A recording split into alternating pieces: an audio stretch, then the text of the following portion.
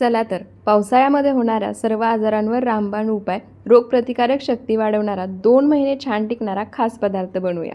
त्यासाठी एका मिक्सरच्या भांड्यामध्ये 1 वाटी मखाना आणि 10 ते 12 काजू, 10 ते 12 बदाम घेतले आहेत। ते काढायचे, मिक्सर पल्स मोडमध्ये फिरवत भरडसर असे वाटून घ्यायचे। त्यानंतर गॅसवर कढई गरम करायला ठेवायची, त्यामध्ये 2 चमचे तूप घालायचं। तूप वितळलं, हलकंसं गरम झालं की तयार केलेली मखाना, ड्रायफ्रूटची भरड घालायची, 2 चमचे खसखस घालायची आणि मंद आचेवर हे सर्व साहित्य छान खमंग असं भाजून घ्यायचं।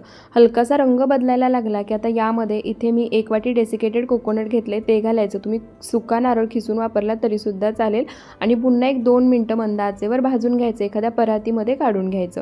त्यानंतर पुन्हा तीच कढई गॅसवर गरम करायला ठेवायची, 2 मोठे चमचे तूप घालायचं। तूप वितळलं, हलकंसं गरम झालं की त्यामध्ये 2 वाटी गव्हाचं पीठ घालायचं आणि मंद आचेवरती हे गव्हाचं पीठसुद्धा रंग बदलेपर्यंत आणि घरभर सुगंध सुटेपर्यंत छान खमंग खरपूस असं भाजून घ्यायचं।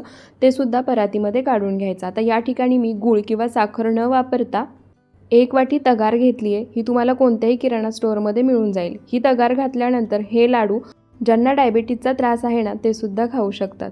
तगार मिक्स करून घ्यायची आणि त्यानंतर याचे लाडू वळून घ्यायचे। मस्त पौष्टिक 2 महिने टिकणारे हे लाडू तयार आहेत। या पावसाळ्यामध्ये नक्की बनवा। मुलांसाठी तर पौष्टिक आहेतच, पण ज्यांना शुगर आहे ते सुद्धा खाऊ शकतात। व्हिडिओ आवडला असेल तर फॉलो नक्की करा।